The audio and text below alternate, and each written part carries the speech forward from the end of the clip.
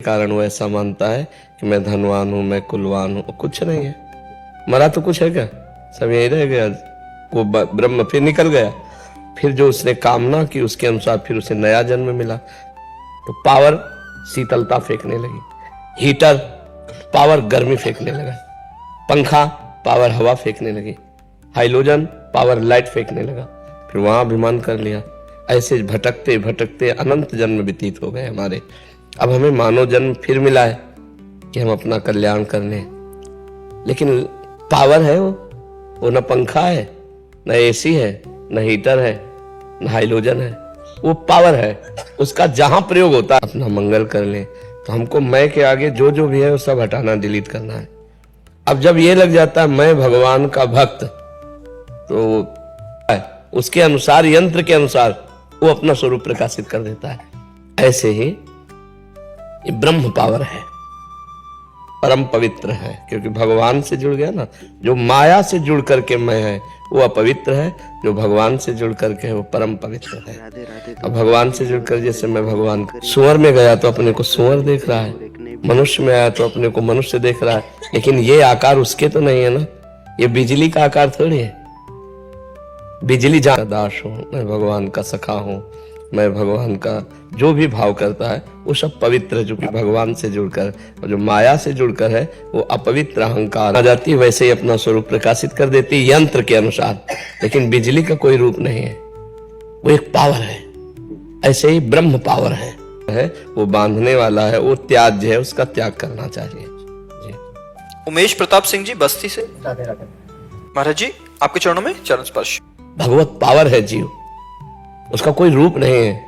कहीं पढ़ा है अब तक कि जीव ऐसा है, काला है, गोरा है, लंबा है, चौड़ा है, छोटा है, बड़ा है। महाराज जी अपने इष्ट देव की पहचान कैसे करें? कई देवी देवता हैं, जैसे भगवान राम जी, कृष्ण। पहले गुरु की पहचान करो, पहले गुरुदेव। गुरुदेव जो नाम रूप देते हैं वो हमारा इष्ट होता है, कोई रूप नहीं। आप भी निराकार हो, लेकिन फंस गए आकार में। तो जैसे कांटा लग जाए तो कांटे से कांटा निकाला जाता है। अपने आप से चयन करने से सिद्धि प्राप्त नहीं होती, गुरुदेव प्रदत्त। हमने गुरुदेव का वर्ण किया, उन्होंने हमें राम रूप दिया, श्याम रूप दिया, शिव रूप दिया। तलवार से कांटा थोड़ी निकाला जाएगा, या हवा से कांटा नहीं निकलेगा, वो कांटे जैसी आकृति वाले यंत्र से ही कांटा निकलेगा। जो रूप दिया बस उसी में अपने मन को लगा लेते हैं। इसीलिए गुरुदेव भगवान की महिमा है, बिना गुरुदेव के भवसागर से तरा नहीं जा सकता।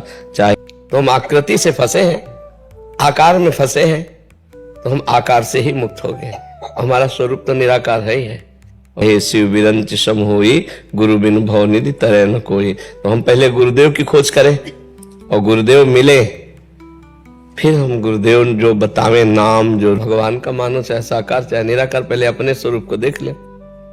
निराकार होते हुए भी तुम आकार में फंस गए, तो अब आकार से ही निराकार की तरफ लौटो। रूप जो लीला, जो उपासना, उसके अनुसार चले तो हम परिपक्व साधक कहलाएंगे। गुरु प्रदत्त उपासना ही सिद्धि प्रदान करती है। भगवान के नाम का जप, भगवान के रूप की आराधना, तो ये आकार ये वाला भूल जाओ, जो शरीर आकार है इसको भूल जाओ। गुरु प्रदत्त इष्ट ही साक्षात्कार की योग्यता प्रदान करता है।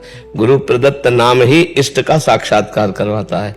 इसलिए ध्यान हो, और वो आकार सच्चिदानंद में है, तो उस आकार में तन्मय होते ही संसार का चिंतन छूटा, तो असलियत जो भी हमारे भाव हुए, साकार या निराकार, वो हमारे सामने। मूलम गुरु मूर्ति, पूजा मूलम गुरु पदम, मंत्र मूलम गुरु वाक्यम, मोक्ष मूलम गुरु कृपा।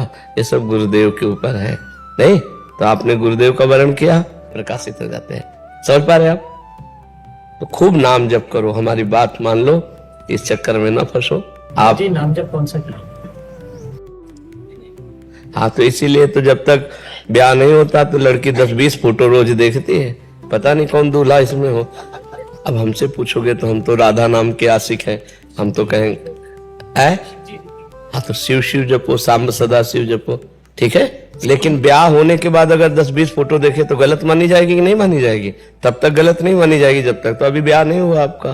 ब्याह का मतलब जीवन का पूरा भार अभी गुरुदेव के सांब सदाशिव, सांब सदाशिव ऐसा जपो, और भागवत, गीता, इन शास्त्रों का स्वाध्याय करते रहो। तो बुद्धरणों में समर्पित नहीं किया, इसलिए निर्णय नहीं हो पा रहा राम भजूं कृष्ण भजूं शिव भजूं। ये तो वहां से निर्णय होगा गुरुदेव से जी। पवित्र होकर ज्ञानार्जन होगा ना तो आप सतमार्ग में आगे बढ़ जाओगे।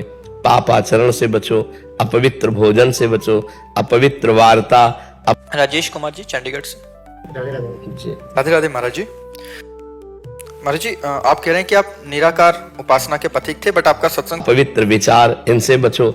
यदि भगवान को प्राप्त करना है तो कम सोना, कम बोलना, कम खाना। साकार और निराकार नहीं, हम कह रहे हैं फंसे कहाँ हो? आकार में फंसे हो ना, आकार में तो फंसे हो। तुम निराकार हो भैया, तुम ही निराकार हो। ये तीन चीजें अपने संयम में कर ले। वाणी को संयम में कर ले, कम बोले, मौन आश्रय रखे, जब बोले तो उचित बोले। तुम्हारा स्वरूप न अल्ट्रासाउंड में आ सकता है, न एक्सरा में, न सिटी स्कैन में आ सकता है। मन नहीं आ सकता, फिर स्वरूप तो बहुत बड़ा। और नींद 4 घंटे 5 घंटे पर्याप्त समय, सो के बर्बाद न करें। और भोजन 400 ग्राम अन्न में 24 घंटे मरी बात है। आज तक कोई मशीन वैज्ञानिकों ने नहीं बनाई कि देखो ये मन बनी है, अभी तक हमें तो पता नहीं, लेकिन आप लोग तो संसारे में। मनुष्य स्वस्थ होकर जी सकता है तो हम कह रहे हैं 1 किलो खा लो, 24 घंटे में 1 किलो भोजन ले लो। लेकिन ये नहीं कि चिड़िया की तरह चुगते रहो। आज तक कोई देश विदेश में ऐसी तैयार हुई हो मशीन। ये मन देखो, ये बुद्धि, ये चित्त, ये अहंकार। अध्यात्म दिव्य योग मार्ग है। दिव्य भाव के द्वारा जब हम अपने स्वरूप का चिंतन करते हैं तो हमारा स्वरूप निराकार है। अब आंतों को चाहे जितना फैला लो, आप 2 रोटी से काम चलाने लगो, आपका अभ्यास 2 रोटी में हो जाएगा। आप 6 रोटी, तो ये थैला है, इसे बढ़ाते चले जाओ चाहे जितना, और समेट कोई आकार नहीं है। Power, Divya power. उसे जो यंत्र मिल जाता है वही वो रूप धारण कर लेता है।